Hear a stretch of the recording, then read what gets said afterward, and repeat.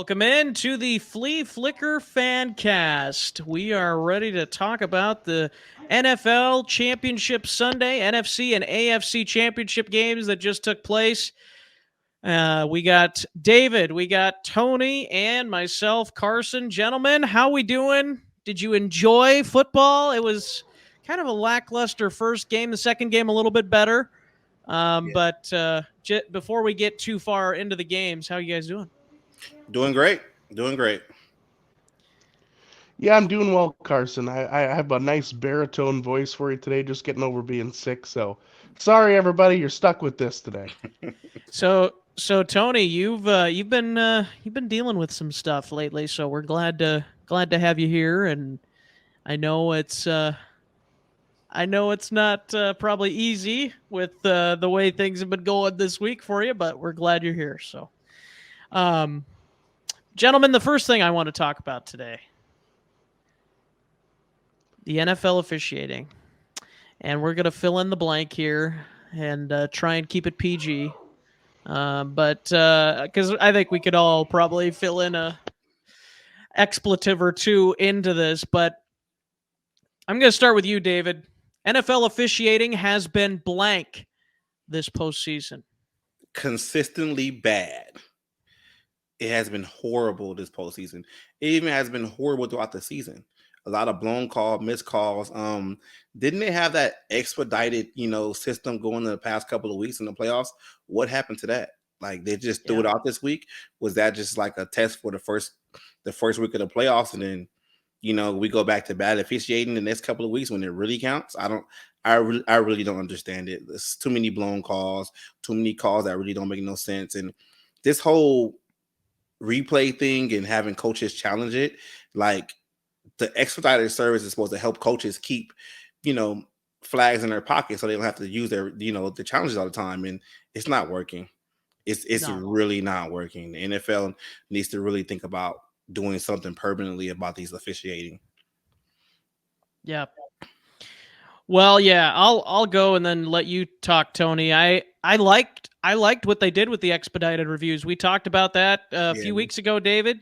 It was great then. Yeah, you can't continue to go back to the old ways of doing things if you're going to start that. Like, you can't just say, "Oh, we're gonna do it one week," and then, "Oh no, we won't do it this week." And I was talking with Tony before you got in here too, David. I was saying I think that it needs to go to penalties as well, because there were some missed penalties in the NFC Championship game that should have been called. For one. And there was some calls in the AFC Championship game that shouldn't have been called. So I think they need to get involved with that. And like I told Tony this too, 5 to 10 minutes, if it makes me have to watch a game for 5 to 10 more minutes, I don't care. I would rather that than us having to sit here and talk about NFL officiating again. It just seems like it continues to be a problem. And it doesn't seem like the NFL cares. Like, and when they do make an apology, it's so stupid. Like, yeah, but the apology is made after the fact, and exactly. In. So it's like, are we going to go back and change the results? We're probably not. So it really is like it's a backhanded apology. It really is. Yep, exactly right. I don't know if you remember. I think it was like a Monday night game. I think this was the second year with Brett Favre, and the Vikings were playing the Packers on a Monday night game, and Fasante Shanko, I believe, caught a pass for a big first down or something, and they ended up overturning it, and then the NFL came out and apologized for it. It's like, well, thanks. Really appreciate the apology. What does that do for us now? It's like, nothing. Who gives a crap about your apology? Make it right in the game. And they didn't do it. It's like, and then there was another thing in the NFC Championship game today when Devonta Smith looked like he made a great catch. Everybody thought it. And then all of a sudden they decided to go back and look at another camera angle like 10 minutes later. It's like, I guess it wasn't a catch. Right. Well, how did the people upstairs not figure that out? Like right at that moment, like they have about 30 different camera angles. Let's get it figured out here. Like, I agree. NFL officiating has been unacceptable. That is my word for this postseason. Tony, what are your thoughts? Yeah, I mean, I guess I would say, I agree with your statements. I don't disagree with anything either of you said. Disappointing. I think if anything, frustrating, disappointing. One of those two definitely fit. Before we started the show, and I know we'll talk about the games here, but I was telling Carson, both of these games were pretty underwhelming, and it's sad that the second game, which, for all intents and purposes was entertaining, I felt that it was underwhelming because of the officiating, because it was Hmm. so poor, and it felt like a lot of the kind of judgment calls all kind of fell in one direction, and so it very much felt like the Bengals were fighting the Chiefs and the officiating, Hmm. and that Yeah. doesn't make a great viewing experience. Great if you're a Chiefs fan, but if you're an NFL fan or a Bengals fan, certainly you did not enjoy it, and it just it leaves a bad taste in your mouth because there's always the narrative, which, for to be very clear, I do not buy into, but there is always the narrative that a lot of people have, that the NFL does kind of move at its will, and I think for most of us fans, certainly we don't want to think that or believe that. But when you see games officiated like that, it definitely leaves a bad taste in your mouth, as I kind of stated before. Tony, Tony and Carson, did you guys see what happened last night with the Laker game? With the LeBron no call at the Yeah, I and saw it. Yeah, end of I regulation. watched that whole game, yeah. and the officiating there was just really really bad. And just like Tony said with his point, it makes you think sometimes, like, does these leagues already have a determined winner? You know, at the end of the game, like they're gonna do what they're gonna do to get this team. I don't want to think that. I'm not saying that is, but it makes you question what you're watching, because it's like you can blatantly see what's going on and nothing gets called, or and just like you said, Carson, with the apologies afterwards, it does not change the end result. So what is the apology for? Are we going to play the game over again at that moment? Because we're not going to do that. Your apology doesn't mean anything. Right. It Just get it right the first time. That's why I really like the expedited calls, because on big plays like Devontae Smith's play, you just expedite the call. You automatically review it. That's going to be a pivotal moment in the game. It's a big play. It was on the sideline. Just review it. It doesn't take that long. Yeah. But they didn't do it, and Well, and you they don't even have to do a review on the sideline. Yeah, right. just do Just those do it. expedited reviews. Just They've do the been expedited reviews. yeah. It makes no It, sense. It's too and if inconsistent. if we can sit here, Tony and David, if we can sit here and be watching an NFL game and say, okay, that was not a penalty in that amount of time, Right. those guys upstairs should be able to say that and say, not a penalty. Pick up the flag, wave it off, Mm-hmm. or throw a flag if it's a missed false start. I think there were probably 3 or 4 at least missed false starts in the NFC Championship game today, and a couple of them led to big plays for Philadelphia, and one of them was a 49ers. I think it might have been a 49ers turnover that, obviously would have pushed him back 5 yards, but it wouldn't have been a turnover had they called a false start. Roughing the So, kicker. yeah, the roughing the kicker too, which was at minimum should have been running. Yeah, roughing that was, yeah, but yeah, it's been unacceptable.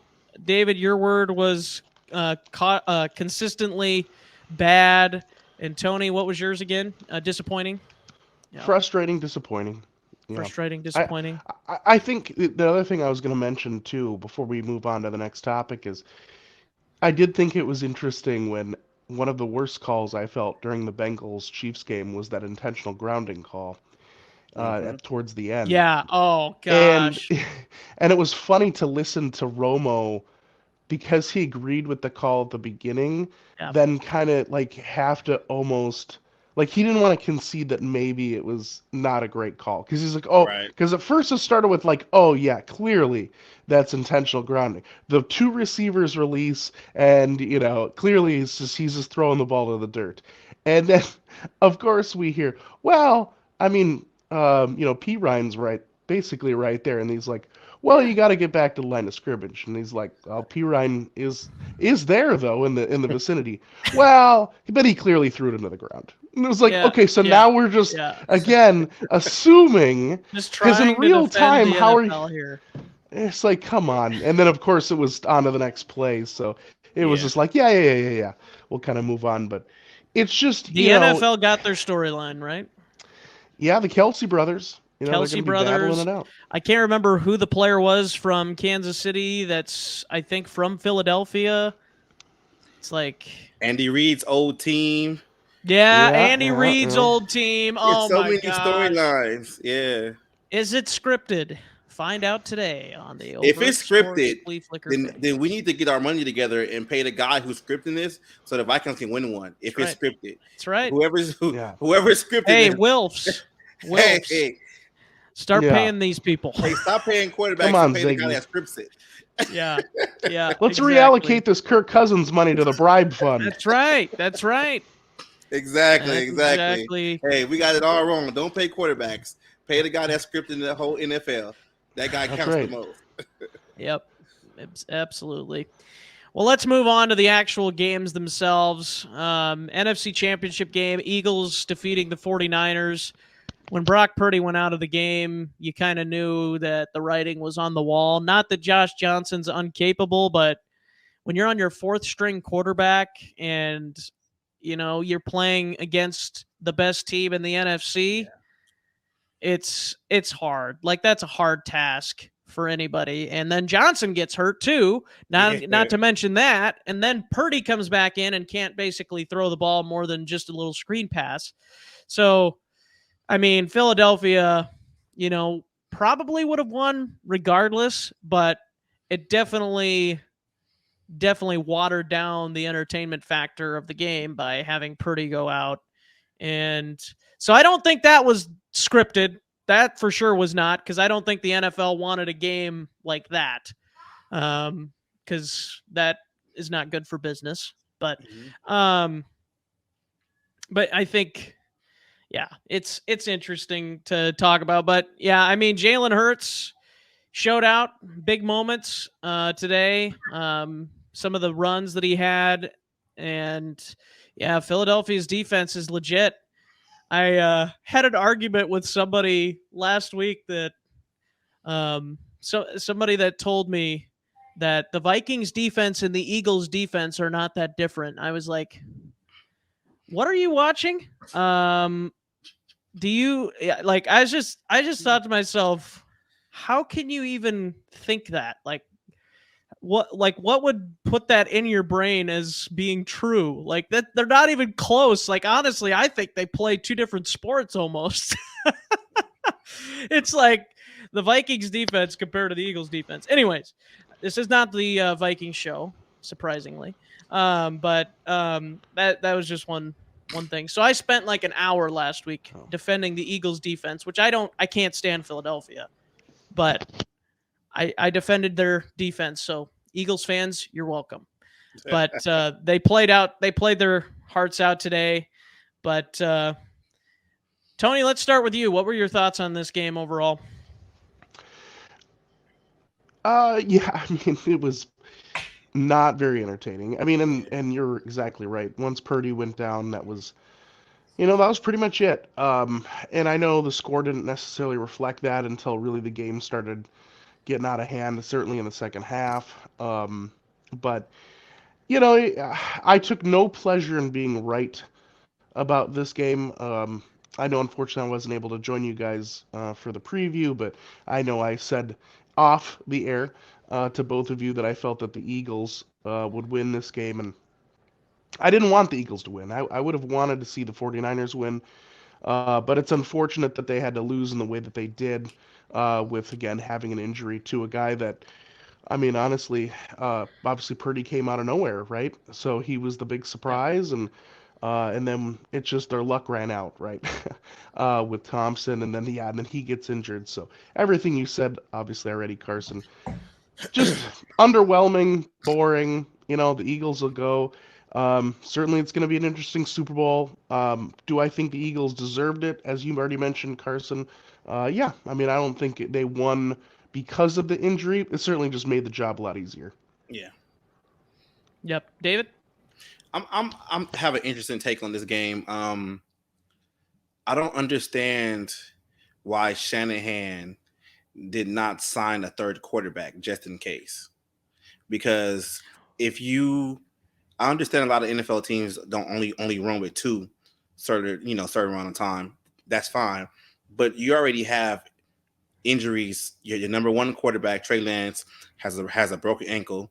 Your number two quarterback broke his foot, and then now you're riding this high horse with Brock Purdy at the end of the season. Why didn't management go in there and say, "Hey, let's just get another quarterback that knows this system just in case"? Like, there's no way that should have never happened. I understand it's the playoffs. I understand that quarterbacks they get hit and somebody get hurt, and you got Johnson. But what happened today was kind of I really feel like the Niners were not prepared if Purdy ever went down. And that says a lot about Shanahan because, I think it's kind of ironic to think about it. They were forced to run the ball. Maybe he shouldn't run the ball in the Super Bowl. And now in that Super Bowl against Brady, and now you're forced to run the ball and you can't pass. So I just really thought about that. Thought about that, just thinking about it, like, man, like how come San Francisco didn't sign a third quarterback and just had him sitting there and just waiting just in case anything happens? And it happened. Well, one thing I will say to that is the stupid rule that the NFL has about active players for games. Yeah. You can only have 47 players active. Would they have even had a third quarterback active for the game? So could he even come into the game had there been an injury to both of them? I mean, I know they got some guys on the practice squad. They could have activated somebody. I just don't understand, like, who are you taking off the field? The gunner on the kickoff? Like, yeah. What's more important than saying? No, I agree. But like most NFL teams don't have three quarterbacks active for a game, No, so, but no, I just think it's bad on the NFL. Like, yeah, there should not be a limit to guys you can have active for a game. Exactly. Especially when you're in an NFC Championship game and then you have to put in when the 49ers are in the situation they're in. Like, come on. It should never happen. No. It should never happen. I just feel like, this might lead to some kind of a rule change because and it should. The NFL actually put out a poor product after, Purdy got hurt and then Johnson got hurt. The product that the NFL put out was not good product to watch. It was a lopsided game. I mean, we saw a drive where Jalen Hurts literally just ran the ball all over these guys because, I mean, the Niners defense knew that they wasn't going to, even if they gave the ball back. And that's the thing with this game too. Like, the Eagles didn't really the score says 31-7, but me watching this game, I never really saw the Eagles like trying to run away with this like that. Like the Niners were still there for the majority of the game. They just couldn't throw the ball and they ran the clock out themselves. And it's really unfortunate. And the NFL should do something about these quarterbacks. There's only one position that they guys play. It's quarterback. So something has to get done. Yeah, and honestly, I think NFL rosters should be at least up to 55 players, and I think they should all be allowed to be active, or at least 50. At least let 50 be active. Like, why 47? Why is that number? I think it's a stupid number. Do something with the quarterback, like to where there's only one position that's played quarterback. All the other positions are interchangeable. Like if a punter gets hurt, the kicker can go back there and do it. If the kicker gets hurt, or whatever, the punter can go back there and do it. But if you get down to your second quarterback and he gets knocked out, there's nobody really out there to play unless you have a wildcat guy who's going to, do that. Just make it to where, hey, mandatory 3 quarterbacks just in case that happens. Yep. No, I agree. I think the NFL should really really try and fix this. There's a lot of things the NFL should try and fix that they seem like they don't really care to. So, but no, I think Philadelphia is deserving. I just kind of like you guys. I wish it would have been a better game, but obviously the league can't control injuries, right? Most Unless of they the do. time. Unless they do, which would also lead to another interesting discussion here on the Flea Flicker Fancast. Yeah. But not really a whole lot to talk about other than what we've already talked about with this game. Any other closing thoughts? Go ahead. One David. thing I can say though too about to your point with the Eagles defense, their second string D line is Adama Suh and Linval Joseph. Their second string D line. Yeah. Adama Suh and Linval Joseph. Those two guys are coming in fresh. Come on now. Is this Madden or what? It felt like it. It felt like it. Yeah. You know, they were the finalists to get both of them, and they got both of them. Yeah. And I know the Vikings had long conversations about it, but just didn't end up ever bringing them on. Wouldn't have made a difference for the secondary, obviously. But anyways, I think we'll go ahead and talk about the AFC Championship game, dethroning the AFC champions from last year, the Cincinnati Bengals. The Kansas City Chiefs are back on top, and back to the Super Bowl they go. And I know I have a lot of people I know that are Chiefs fans, so good for them, and happy for them. But, man, I was hoping for the Bengals. I really was. I would love to see them win a Super Bowl. I would love to see Joe Burrow win a Super Bowl, but I think a combination of the officiating, Joe Burrow's offensive line in the end caving in, the fact that he almost went to the Super Bowl with that offensive line is insane. And that just goes to show you how good he is, how good that scheme is. And yeah, it was crazy, but man, Chris Jones is a dude. My goodness, is he relentless out there. He just would not be denied in this game. He disrupted so many plays, even though he had only 2 sacks in the game, but he disrupted so many plays, and he had the biggest sack of his career on that 3rd down and long. He is worth every penny the Chiefs are paying him. There's no doubt about that. Here's the thing I would say about this game is it is kind of like what Tony had mentioned, and I think you too, Tony, David. I think that this game was hurt by the officiating, like you said. I really do, and I don't know if this game would have been different if a couple of calls went the Bengals' way. Probably could have been. But now we'll never know because of the officiating. So it's like, you got to give the players the chance. You can't let the officiating be the difference. And now I've been one of the people to say, well, don't let the officiating be the difference. Go out there and play and go out there and make plays. But it seems like there was just too many of those today where they did go out and make the play after the call. There was a conversion, and nope, there was a call here that we had to throw the flag on, or nope, he got pushed out of bounds. We got to throw the flag on that, which I actually did think that was a flag, by the way. The one on Mahomes late, but at the same time, it's like these players are rushing to try and stop somebody, and it's like you try going full stop when your momentum's carrying you, like that. It's hard, but I mean, I get it for safety reasons and whatnot, especially with Mahomes and the way he's been hurt. But you got to give props to Mahomes, though, playing the way he did. You could tell he was in pain. You could tell that he was not comfortable at a lot of times, but made the plays, made the throws when he needed to, and Yeah, it was impressive to see that. And Chris Jones, man, it was fun to watch him, even though I was hoping for Burrow to pull it out. I gotta respect that man. So let's hear your thoughts first, David, on this one. I mean, after the officiating, we've already talked about that. It really came down to, plays down the field. I was really hoping that Mahomes was going to hand the ball off a little bit more and get that running game. I mean, the running game wasn't as bad as it normally is, but they made a lot of plays down the field.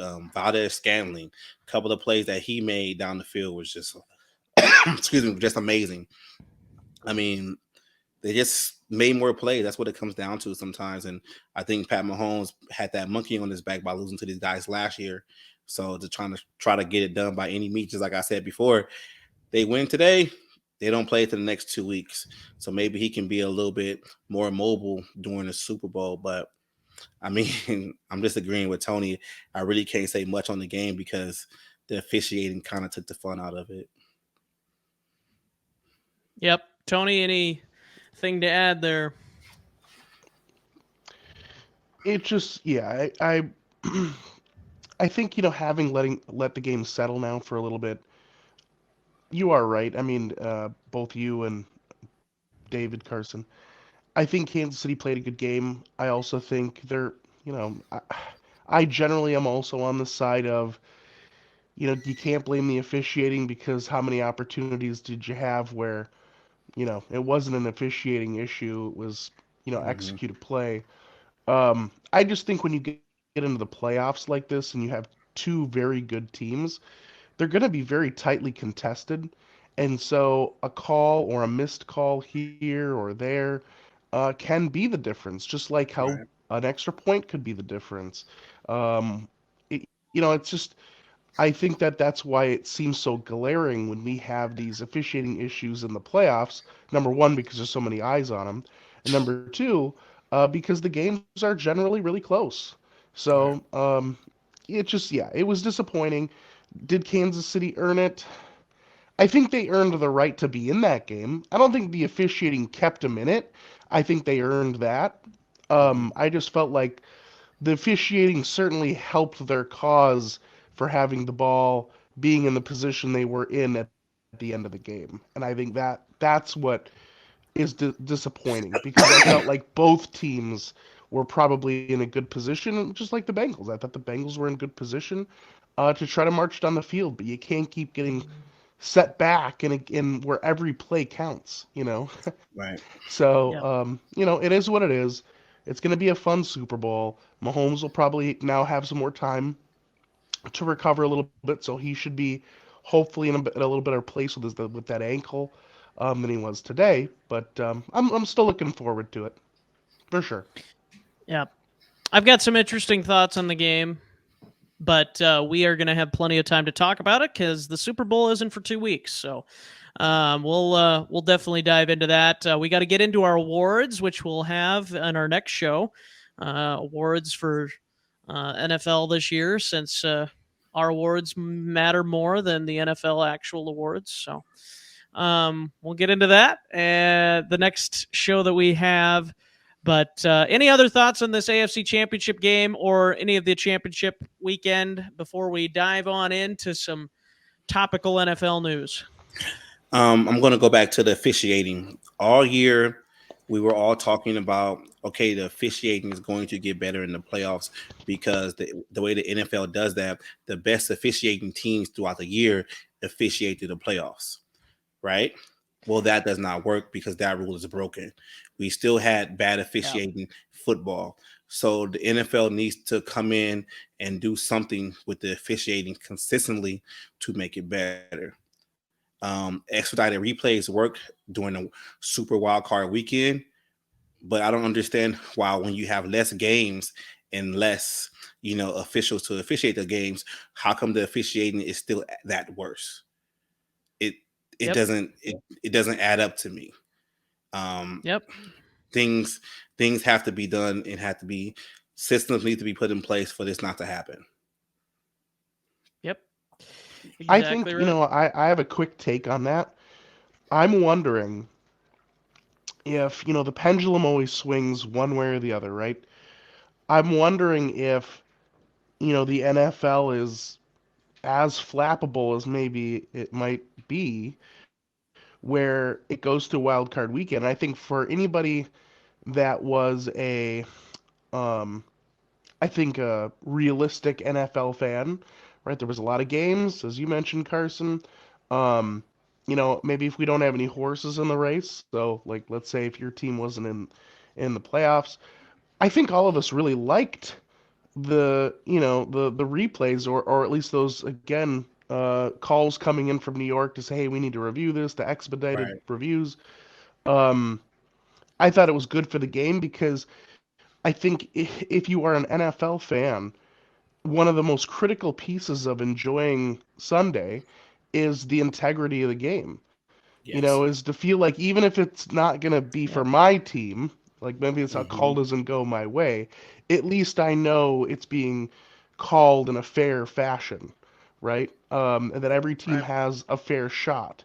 And when that doesn't happen, I think that is it can be so detrimental to the game, Hmm. is when people do start to let those feelings creep in of like, oh, this isn't being called fairly or what have you, or it's being called in a biased fashion. Right. And so my point was is I wonder, we saw a lot of those early on in the playoffs, and look, let's just face the facts. There's probably a lot of fans out there where if those calls didn't go their way, then they probably felt like, oh, well, that's not the way. Because, people, it's just like, it's kind of like baseball. If you're a baseball fan, balls and strikes, right? Well, there's Hmm. a lot of fans out there that would say an umpire's ability to call balls and strikes, that's part of the game. So if they Hmm. call a strike a ball or the other way, that's kind of part of the game. And I know there's a lot of talk about the MLB going to an automated system of balls and strikes, where it literally is a computer calling in balls and strikes.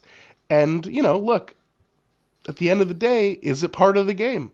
Is it part of the football game where teams can race up to the line and snap the ball to get a playoff because they know the guy didn't actually catch the ball?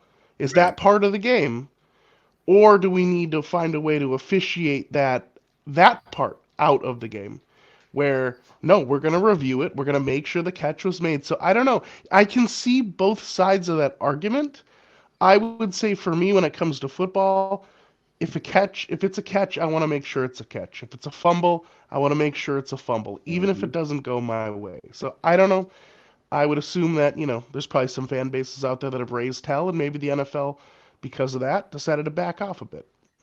Yeah, I agree with you, Well, Tony. It's just the way these guys are inconsistent on certain calls. You guys remember the NFC title game between the Saints and the Rams when the Rams went to Super Bowl, where the guy just lit up the receiver and he wasn't able to catch the ball, and yep. then in turn, that was the Rams go to the Super Bowl, Yep. and like that was blatant pass interference, blatant pass interference. I mean, Yep. in all honesty, Yep. though, if that call doesn't get called and that's allowed, I mean, let's do that every game. Let's just take it back to the 70s.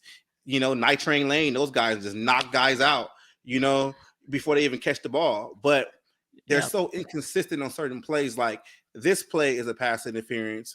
So we like, okay, cool. We understand what it is. But then the next play, similar things happening, and that's not pass interference, or it's not a false start. It's just it's too inconsistent. Yep. Yep. Yeah. 100%.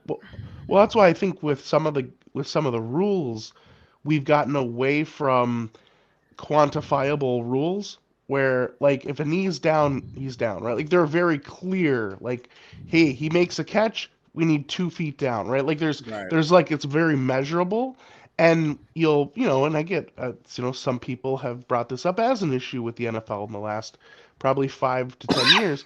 The more rules that we've added, it seems like they've taken a path of more subjectivity. We're starting to Mhm. like, well, you can't throw a guy to the ground.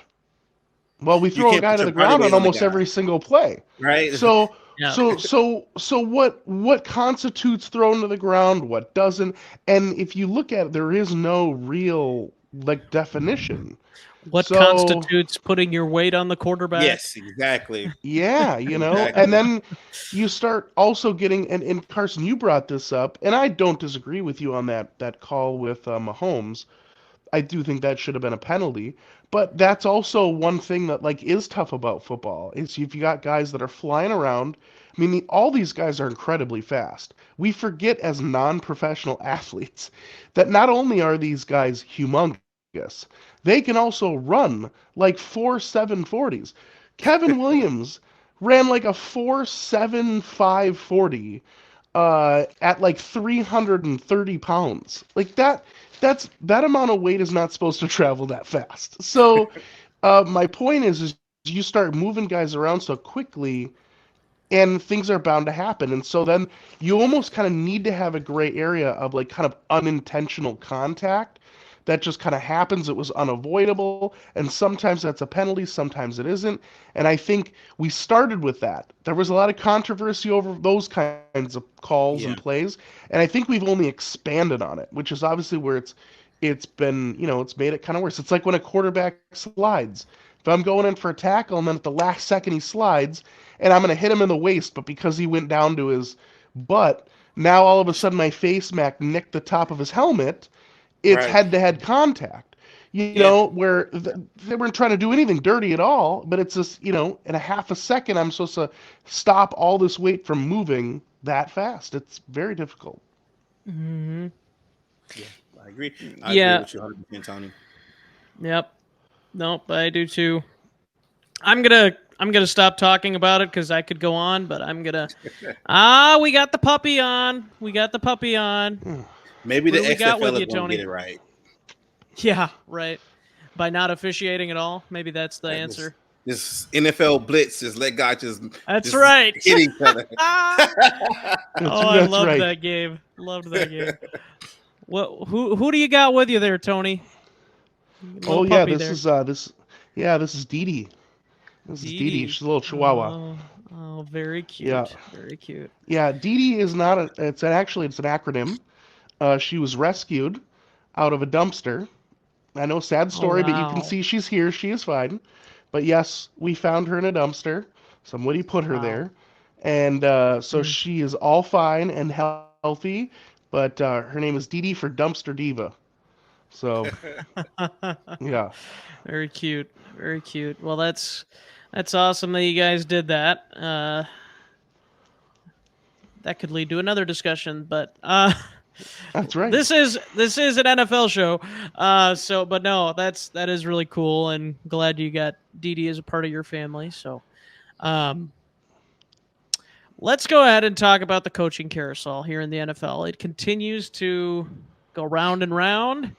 Hasn't stopped for much really at all yet. So, we got three things to talk about in regards to the coaching carousel. Um, Vic Fangio goes to Miami. David, I already see you're smiling. What do you got to say about that? I'm just saying, I think what DeMeco Ryans did last year by taking his name out the hat for the head coaching job, we are going to see more coordinators start staying with teams because they don't want to go to bad teams and be fired in the 2 to 3 years, or maybe in Steve Wilkes' case, be fired in the first year. So you're going to see a lot of these coordinators start getting paid way more money and staying with these teams a whole lot longer because, hey, look at DeMeco Ryans, what he's doing out there in Frisco right now. He has a A1 top defense. Why would I want to go to Houston where I have to build everything back up to be competitive? And by the time I build it up, I might be fired because my offense is bad. There's nothing wrong with being a great coordinator on both sides of the ball. And I think we're starting to see that now with these coordinators are saying, like, I can be paid as much as a head coach somewhere else for a coordinator, and I can keep the system here. But I do think when it comes to Miami, you know, maybe maybe Josh McDaniels better look out a little bit because if that offense starts to sputter and that defense is winning games, you're fired and your interim coach is Vic Fangio, and he will take over for that team. Yeah, that's an interesting point. I think it could turn into a huge deal for that division. Not only the team, but the division, because if the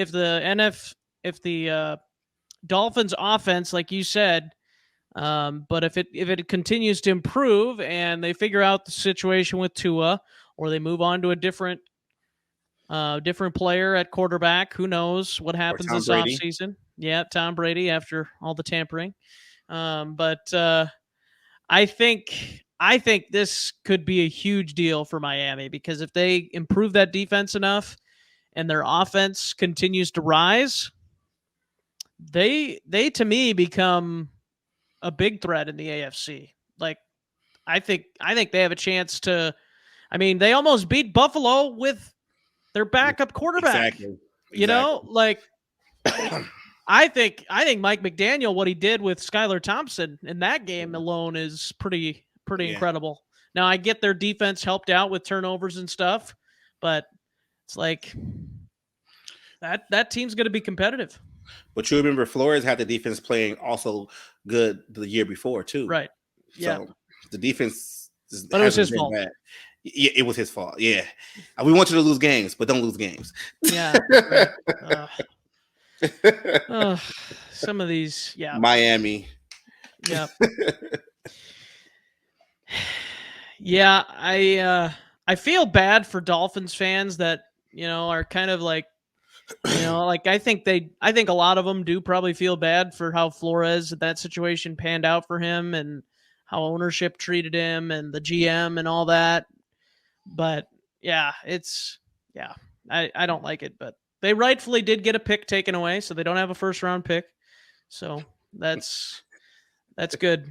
That's I I'm mean, gonna let not that Tony. not that that's the best punishment, but it's a start, right? I know we're not supposed to do conspiracy theories, but my theory is, and I really think this happened. I think Bill up there in Boston is pulling all the strings because he's mad at Brady. I just I just believe it. I think Bill Belichick started the whole thing. I think he purposely knew who he was texting, and he Yeah. just didn't want Brady to go down there because he heard wind of it, and he knows Mm. Brady is going to be in his division, playing him twice, and he didn't want Well, it's going to be fun when he's back in the division for the Patriots again. that. Yeah, that's what he wants. Crazy predictions. All right. Don't forget, we do have some hot takes. I suppose we should ask Tony what his thoughts are on this. Yeah, Tony, Tony. hi, Sorry how about you doing? that, Tony. Oh, you're fine. Just playing with Dee. Yeah, I mean, it's yeah, I mean, it's a big deal for Miami. Certainly good for them. Carson, I think you've got a great take as well on the assistant coaches. Maybe I don't want to say necessarily staying pat as much as shopping their services, their current services to other Right. teams, because we've seen that with guys on the college level too. Like, there's certainly been some coaches that have made the leap to the NFL and done fine, but there's definitely a good chunk of coaches that try to make the jump to the NFL and it doesn't work out, and then they either have to go back to college coaching or they stay around long enough in the NFL to be deemed not a very good coach. So, it's like, I can see why. You got a guy like, and he also gets paid a ton of money, but like, you look at a guy like Nick Saban. Saban's never gonna leave the, college football. He makes way too. I mean, he lifetime. Like He's God he down there. exactly. And so it's kind of the same thing. You see some of these coaches, and I have to assume that like, I'm sure some of the position coaches, they're not getting paid. I mean, I'm sure they're getting paid in real person's money, probably good money. But, like NFL money, I'm sure it's not a ton. But I think, defensive coordinators, offensive coordinators, depending on the team and what they're asked to do, I'm sure they're making pretty good paychecks. And if you make a good name for yourself, you kind of you build a niche for yourself. And I think it just comes down to, guys that are probably go, okay, I'm good at what I do. I've got great job security. I'm regarded as a fantastic coordinator. Basically, I can make a lifetime of a living in the NFL, or do I want to try my hand at coaching, like head coaching, knowing that at the end of the day, I could essentially deconstruct my entire career by doing so. And I don't know. If it were me, I get the drive to want to be a head coach. Like that means something. Yeah, But I certainly see the side of it of going, now I'll just be like a high-end coordinator and make a really good living for a long time. exactly. And not deal with the stress. Right. Exactly. Right. Exactly. And I do think there has to be an appeal to try it because Yeah. teams know that, you know, you know, like in the case of Roberts, I can't think of another guy, but in the case of Robert Saleh, like if things go bad with the offense in New York and he never figures things out, you don't think somebody would hire him as defensive coordinator right away? Like people In would a heartbeat. people would be all over that. So that's why I think people try it because they know they're good enough to get a second job as a defensive coordinator. But I definitely agree with you, and I think other teams, including a team like the Vikings, perhaps could look at doing something similar to what the Dolphins did with Vic Fangio. So Yeah. And I think, and I also think what we're seeing now too is we're seeing where a new head coach comes in there, they're not immediately firing the whole staff. They're retaining certain aspects of the staff. So if you're a defensive coordinator, a great one like Vic Fangio or whatever, even if he doesn't want to be a head coach anymore, let's say something happens with McDaniel and the new head coach comes in there, well, you already know he's going to be an offensive guy. So he yeah, might just be the head coach and retain everybody on Fangio's coaching staff, and maybe the philosophy on offense will change, but you still have that defensive identity. You know, yeah, yep, I agree. All right, gentlemen, let's keep on rolling here on the coaching carousel.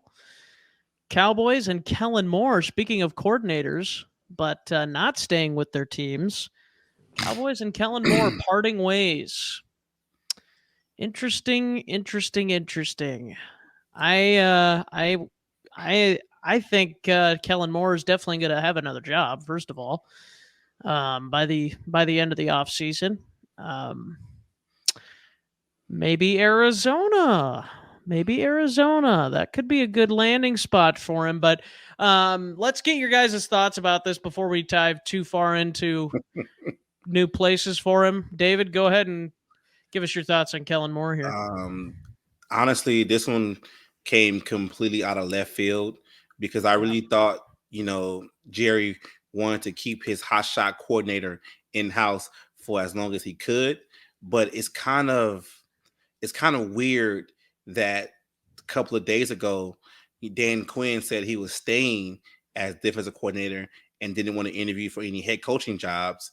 And then today we hear that Kellen Moore is out. It might be some things brewing in the Jerry world right now. That guys are not agreeing with each other. Something's going on, and maybe it just comes to us to a head. But I'm thinking maybe Kellen Moore wants to get out of Dallas and get out of that whole Jerry's holding me to certain extent to basically kind of spread his wings. If he starts interviewing for the head coaching job at Arizona, that's going to be interesting. But I think Kellen Moore is a great young mind. He really is. But he's just been in Dallas the whole time. I really don't understand how he's out, but Quinn is in, but doesn't want to go head coach anywhere. But Dak is there, and I mean, didn't this guy develop Cooper Rush? like, Yeah. like something's up in Dallas. I don't know. I before I let Tony speak, and maybe I'm going to steal Tony's thunder here. Tony's just going to be very upset and go off the show here. But I think I think the fact that Dan Quinn decided to stay in Dallas means that he's in line when McCarthy gets fired next year. Because I think if I should say if he probably will, because Dallas, there's probably going to be a meltdown of some kind in Dallas, because there always is. But I think Dan Quinn's in line for that head coaching job when it comes open. He's going to be the interim and could potentially take over long term after McCarthy's fired. And Kellen Moore, maybe knowing this, says to the Cowboys, if I'm not going to be in line to take over for McCarthy, then I'm getting out of here. So you're right.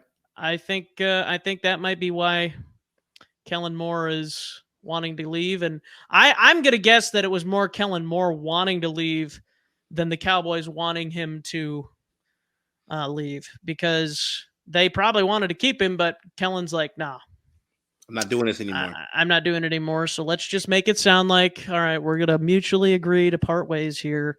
Mm-hmm. And that's where I'm landing. So Tony, if you have any thunder left, go ahead and use it. No, I think that at the end of the day, it's an interesting one. I don't know, like you guys have already kind of mentioned, like we can speculate all we want, but we don't know exactly why and what all the reasons were.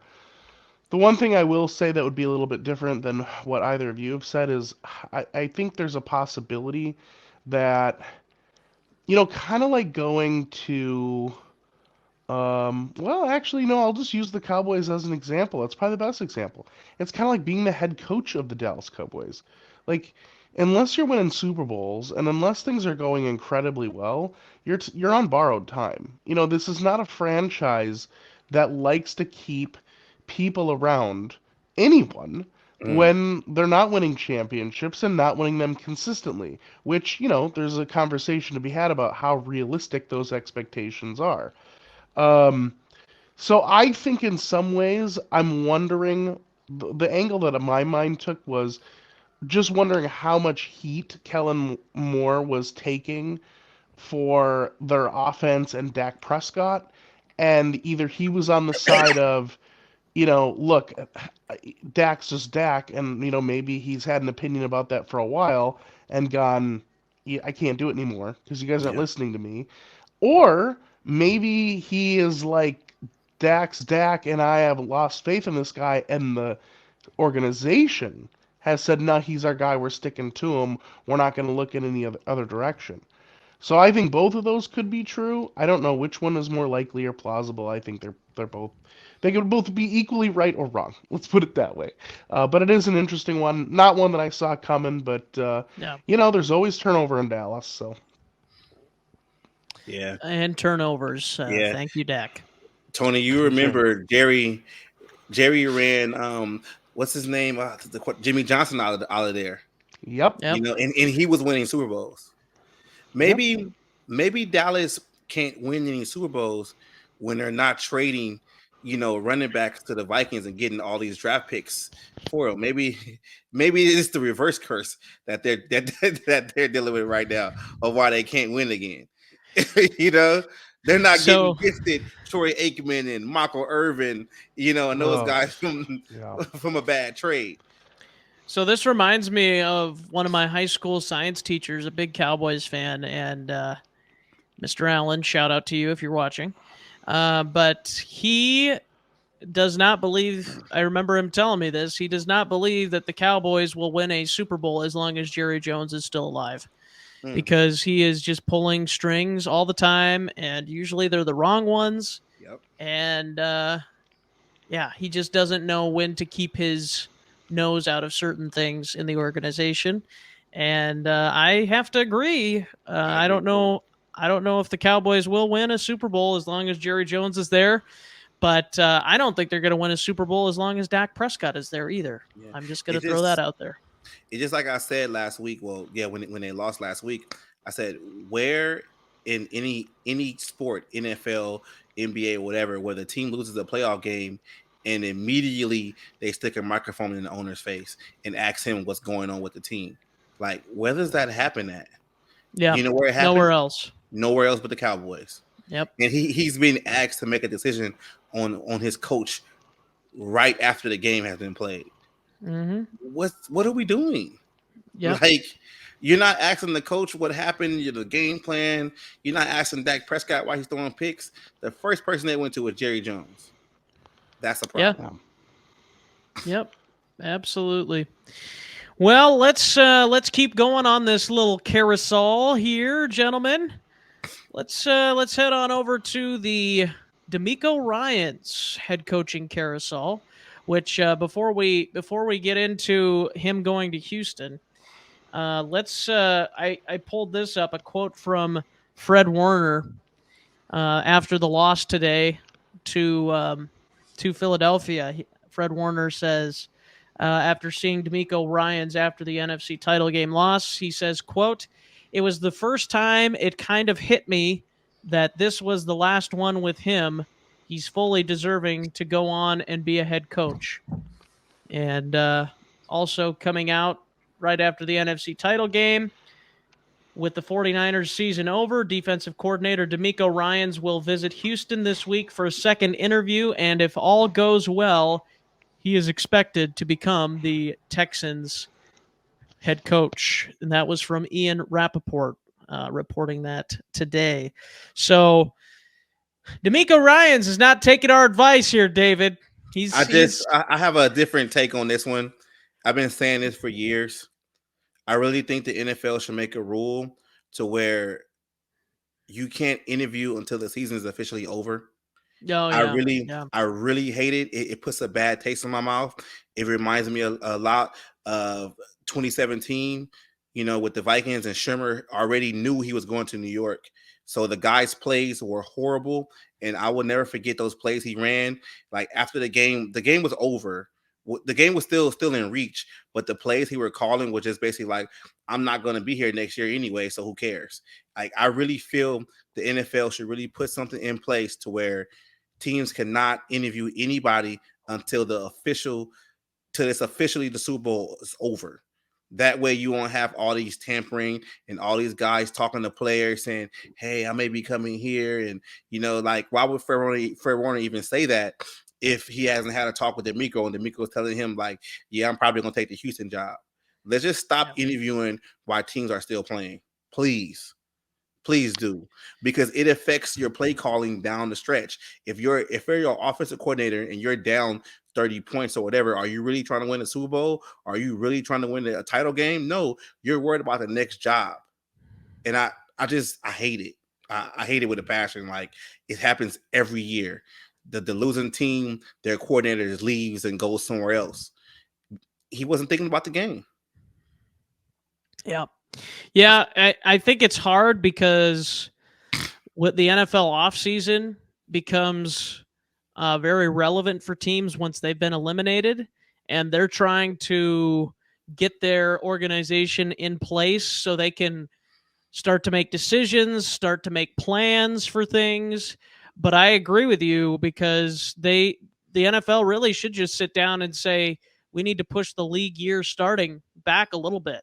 We need to push it back to maybe the middle of March, maybe the beginning of April, because, these teams don't really have much time.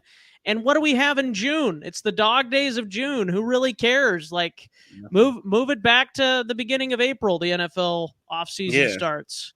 I'm sure NFL will overtake baseball's news anyway, as much as I love baseball. I do love baseball, but the NFL will still be the dominant thing, which they should want to do, by the way. But they're always dominating, even with draft headlines, even over MLB. So, but I'm sorry, guys. I'm just real agree. passionate about that issue, because I just feel like sometimes these coaches, when they're losing, their head is not in the game because they're already thinking about the next job, and take that away from them. Maybe you should have not only that, David, but you're also taking prep time away from these coaches. Yeah, exactly. I'm in the playoffs. Leave me alone. Yep. Tony, your thoughts? Yeah, I mean, I couldn't agree more. at the end of the day, it also is almost like a conflict of interest, right? Because it's not like they're hiring you off of the current game you're gonna play, right?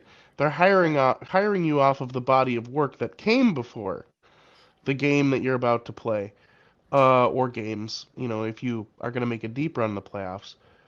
So, yeah, I mean, if at the end of the day my new employer is some other team, I mean, yes, I guess I'm still with the same organization, but it's kind of like working out your last 2 weeks after putting in your 2 weeks notice, right? Like, yeah, I'm not going to do a bad job, but I really could care less about the future of this company because I'm going to be leaving in 2 weeks, right? So, and I'm sure some people take an even, less mature approach than I just stated. So, I just think at the end of the day, it does rub me the wrong way. I do think it does provide, if at best a distraction and at worst a conflict of interest. Yeah. But what do you think about DeMeco Ryans going to Houston, Tony? Do you think it's a good fit for him? Obviously, he played, I want to say, all of his career for the Texans. I'd have to double check on that, but what do you think about that fit for DeMeco Ryans and the Texans? I mean, certainly it's a rebuilding organization. He's a guy that, kind of like we just talked about, where he is regarded as a very, very good defensive mind. He's built a great defense there in San Francisco. And I think he could have a really good career being a defensive coordinator. We'll see. I've seen this story so many times where these coaches who are very good coordinators, or at least regarded as very good coordinators, go to these not very good organizations. um, they struggle, and it's almost like, especially if they struggle for like 4 to 5 years, where the organization actually gives them time and they continue to struggle, it's almost worse. Because at least with an organization like Cleveland, where they get rid of a guy after 1 to 3 years, most of us, NFL fans, and I'm sure some other organizations might go, well, they just don't give their coaches long enough to really develop. But imagine that they do. I mean, look at, some coaches out there that, maybe did last 4 to 5 years with the rebuilding organization. It almost makes them look worse because it's like, well, they did have control. And then look what happened. It was still terrible, right? And then now it's almost like you have to go back. You might not even be able to get a defensive coordinator position. I mean, maybe, I guess Childress, was able to go back and be an offensive coordinator. But I don't know. Vic Fangio. It is what it is. But if I was a top tier coordinator, I wouldn't want to go to the Texans. That's just me. Yeah, no, I totally agree with the situation. I will say, I think of the two sides of the ball that are going to be in the best of shape for the Texans, the defense is probably in the best of shape. Which actually, if I'm the Texans, I would almost want to bring in an offensive guy then, because if my defense is in good shape, then get your offensive minded head coach to say, all right, let's bring in a defensive guy that knows what he's doing, because you're going to have to develop a quarterback. Like, they don't have a quarterback right now, and do you think, no offense to DeMeco Ryans, but do you think DeMeco Ryans can develop your next quarterback, or can he hire somebody that will? I'm not saying he can't hire somebody who will, but it's a lot easier to do when you have an offensive minded head coach, I think. Not impossible. Obviously, we saw with Belichick and Brady. But I do think it would be great for DeMeco to have a head coaching job, but I agree that organization, it just reeks. Like, I can smell the stench in Iowa from that organization. Like, it's that bad. Like, the owner, McNair, is just a terrible human being. Well, yeah. Carson, you know what you're smelling, right? You're smelling massage oil. That's what you're smelling. Oh You know what, guys? I got an idea. You're I got gonna an s- idea. I had to do it. I I had thought to. you were going to say cow manure because Yeah. I thought so too. it. Um, how about this, guys? Maybe this is going to happen. Maybe the reason why Kellen Moore left the Cowboys is because he's going to be DeMeco's offensive coordinator, and he's going to bring what's the name over there with him. He's going to bring what's his name? Cooper Rush. He's going to bring Cooper Rush there as a starting quarterback. Maybe that's what they're doing in Dallas. I mean, in He's Houston. bringing Dak Prescott. I'm just kidding. Yeah. No, but just think about it though, right? The DeMeco hits today where he's basically saying he's gone over there. Kellen Moore saying he's gone over there. Kellen Moore's already in Texas. He is in Texas. That's a good and point. Cooper Rush is a free agent. Dallas is not going to afford to pay him the money he's going to command on an open market to be a backup quarterback. And DeMeco cannot develop a quarterback. Right. Especially with all the quarterbacks that will be available in free agency. Like Cooper Rush is going to be low on the list of people, of teams that people are of people that teams will be interested in. Let me phrase that correctly. I wouldn't be surprised if that happened. Not a bad thought. Not a bad thought. And maybe Kellen Moore can just be a highly paid offensive coordinator. Exactly. You know, exactly. Like and that's where I want the Vikings to be. You know, like obviously, again, this isn't the Vikings show, but that's what I want them to have the same situation as Vic Fangio and Miami with Mike McDaniel. Can that be with Sean Desai? Can that be with, you know, Brian Flores? I think Brian Flores is going to get another head coaching job at some point, but can it be with Steve Wilkes? But anyways, different teams. So let's keep moving on. Last topic here for the day, gentlemen. Will the Bears keep Justin Fields as QB1 in Chicago? This is an interesting topic for Vikings fans, obviously, as we are, but for the NFL as a whole, because if Justin Fields is not going to be QB1 for the Bears next year because they would rather take a chance on Bryce Young or a CJ Stroud or somebody else, so Ryan Poles can quote unquote get his guy, because Justin Fields was not drafted by Ryan Poles, as we all know. So if Justin Fields becomes available, what NFL teams are going to be interested? I think there's probably quite a few, including a team we just talked about, the Houston Texans. Mm-hmm. Like they would have to be at least intrigued, and obviously they have draft capital, the second overall pick. So I don't know if I would give up the second overall pick for Justin Fields, but I'd think about it. Tony, let's start with you on this one. Where's your mindset on the Bears and their quarterback situation? I'll just say this. I'll give my spiel later, but I think I would keep Justin Fields if I was the Bears. Yeah, I'm with you, Carson. If I was making the decisions for the Bears, which for their sake, it's probably best that I'm not. But Tony Poles, here we go. Not just because I'm a Vikings fan, because I would, double agent and just sabotage their organization. I go ISM on the bit. Exactly. I think you guys should take a kicker first overall. That's what I'd tell them.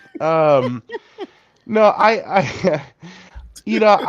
but if in all honesty, no. If I was running the show, I would keep Fields because one, he's a known commodity. You know what you have in him. And I do think that we saw enough from him this year to tell me that if he were given pieces around him, there may be something to really cultivate there. I'm not saying that he's going to be a perennial Pro Bowler. I'm not saying that he could be that guy or is that guy. I'm just saying that I think we saw enough where it would make sense that they would give it a shot. Whereas I think unless you feel like you've got a guy that's an absolute slam dunk coming out of the draft, like a generational type quarterback, which I don't see, by the way, then I would go for it. But so many of these guys, especially early first round quarterbacks don't work out, and now you put yourself in an even worse position than what you're currently in. And I get sometimes you got to roll the dice, but yeah, if it were me, I wouldn't do it. But after saying all of that and seeing how Ryan Poles has kind of, I don't know, carried himself and acted, and and again, there's something to be said for that. I do think they move on from Fields. I don't think they should do it, but I do think they do, and I think they draft a quarterback. David. I think what Poles is doing at the end of the day is I think he's dangling Fields out there to kind of see what the worst is coming back.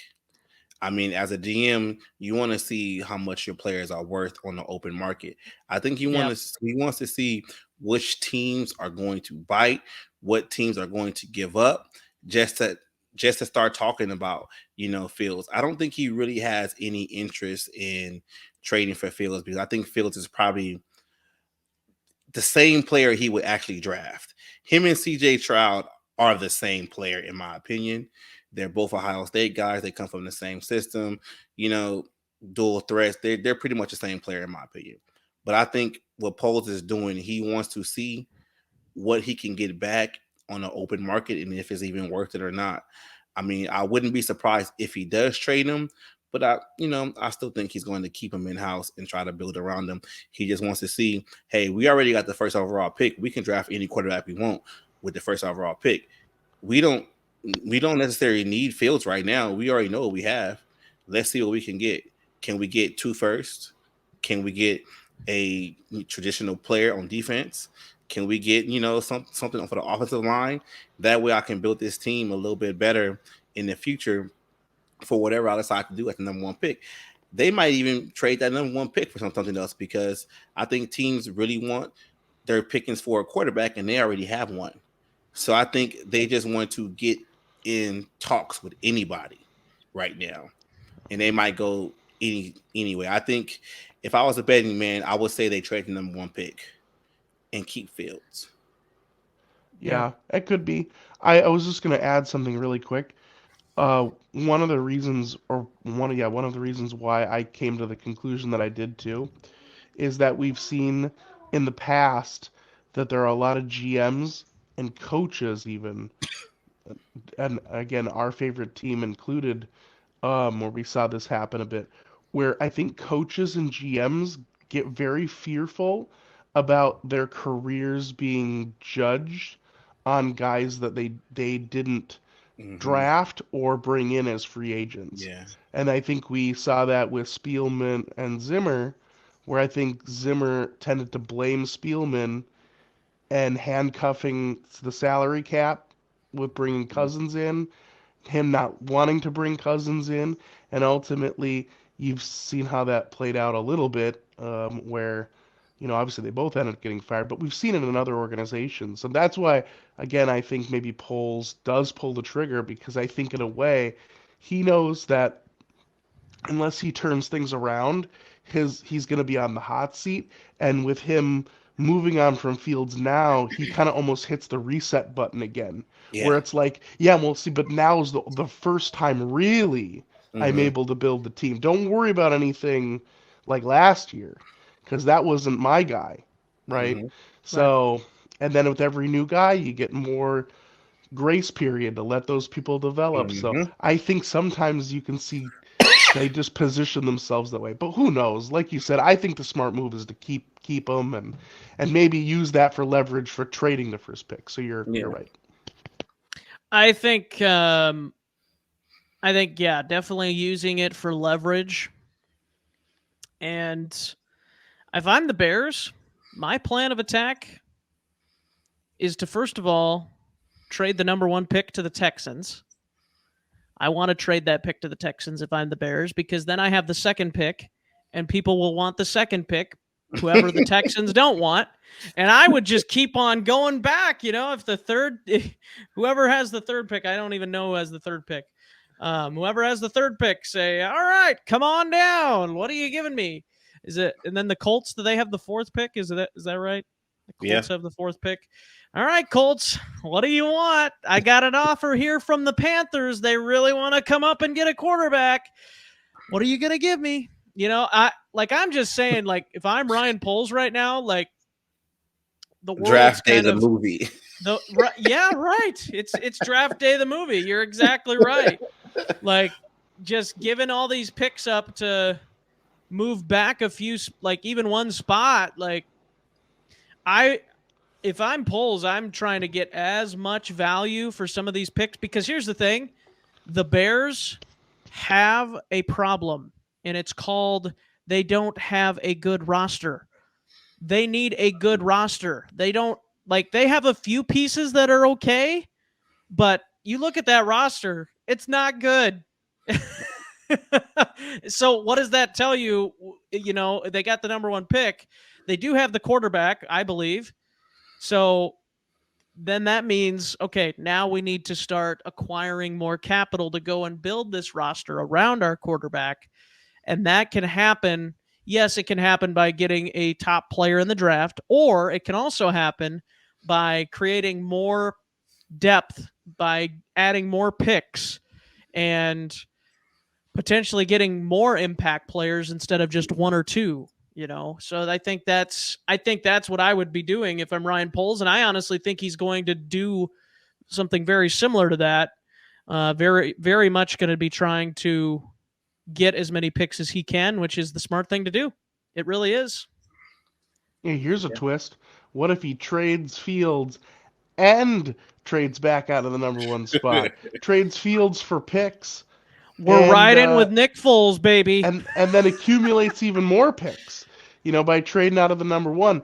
Honestly, that's kind of an interesting wrinkle too, because it's been my opinion now, and however many years of football I've watched, that the best quarterbacks always seem to come out of the 2nd and the 3rd round. Yes. The smallest group also. So forget it. Forget the 1st round pick. Just trade back. Just accumulate a bunch of picks. Yeah. I mean, in a lot of ways, that's what I hope our favorite franchise does, the Vikings. We don't have Tricky Ricky no more, so we don't know.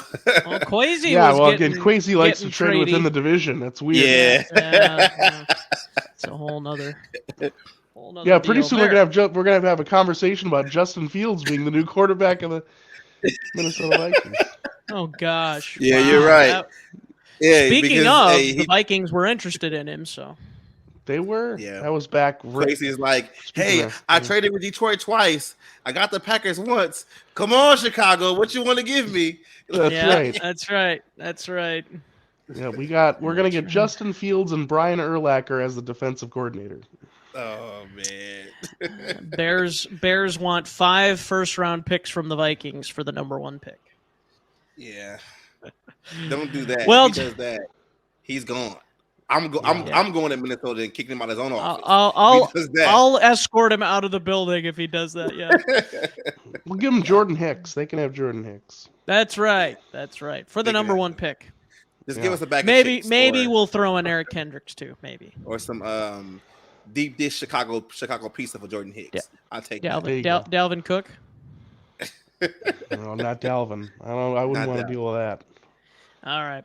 Well, gentlemen, this has been the the Overt Sports Flea Flicker Fancast. Really appreciate you joining us for this fun time in the NFL season. Super Bowl Sunday is 2 weeks away. Should be a fun matchup. We'll talk more about it as we get closer. Our next episode, we will have our awards show of the NFL season, GMs, best players, MVP, Justin Jefferson, all that good stuff coming up on the NFL awards show later on this week on the Overt Sports Network's YouTube channel. So make sure to subscribe, like this video, and we will see you in the next one.